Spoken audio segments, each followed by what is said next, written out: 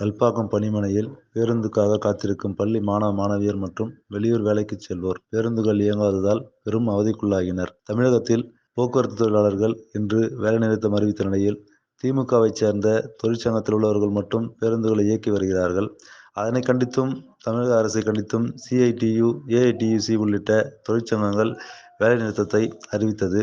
அதன் ஒரு பகுதியாக செங்கல்பட்டு மாவட்டம் கல்பாக்கம் பணிமனையிலிருந்து செங்கல்பட்டு, தாம்பரம், திருவான்மியூர், கிழக்கு கடற்கரை சாலை வழியாக கடப்பாக்கம் உள்ளிட்ட பகுதிகளுக்கு பேருந்துகள் இயக்கப்பட்டு வருகின்றன. இன்று முழு வேலை நிறுத்தம் அறிவிக்கப்பட்ட நிலையில் காலையிலிருந்து பேருந்துகள் இயங்காததால் பள்ளி மாணவர்கள் உட்பட பலரும் பெரும் பாதிக்கப்பட்டனர். கல்பாக்கத்திலிருந்து வேலைக்கு செல்வோர், பள்ளி மற்றும் கல்லூரிக்கு செல்வோர், திருவான்மியூர், சென்னை உள்ளிட்ட பகுதிகளுக்கு வேலைக்கு செல்வோர் பெரிதும் பாதிப்படைந்தனர். தொழிற்சங்கங்களை மீறி திமுகவை சேர்ந்த தொழிற்சங்கத்தில் உள்ளவர்கள் பேருந்தை இயக்கி தொழிற்சங்கங்களுக்கு எதிராக செயல்பட்டு வருவதாக CITU உள்ளிட்ட தொழிற்சங்க நிர்வாகிகள் தெரிவித்தனர். பதற்றமான சூழ்நிலை நிலவும் நிலையில் 50க்கும் மேற்பட்ட போலீசாரும் தீயணைப்பு வீரர்களும் கல்பாக்கம் பணிமனையில் குவிக்கப்பட்டுள்ளனர். அதேபோன்று கிழக்கு கடற்கரை சாலை வழியாக சென்னையிலிருந்து பாண்டிச்சேரி செல்லும் பேருந்தும், பாண்டிச்சேரியிலிருந்து சென்னைக்கு செல்லும் பேருந்தும் இயங்காததால் கிழக்கு கடற்கரை சாலை வெறிச்சோடி காணப்பட்டது.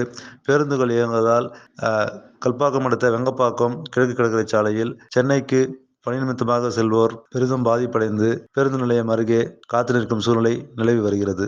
எம்நாடு செய்திகளுக்காக செங்கல்பட்டு மாவட்டத்திலிருந்து குருநாதன், செய்தியாளர். பாதகம் செய்பவரை கண்டால் நாம் பயங்கொள்ளலாகாது பாப்பா, மோதி மிதித்து விடு பாப்பா, அவர் முகத்தில் உமிழ்ந்து விடு பாப்பா. அண்மை செய்திகளை உடனுக்குடன் தெரிந்து கொள்ள இணைந்திருங்கள் எம்நாடு தொலைக்காட்சியுடன்.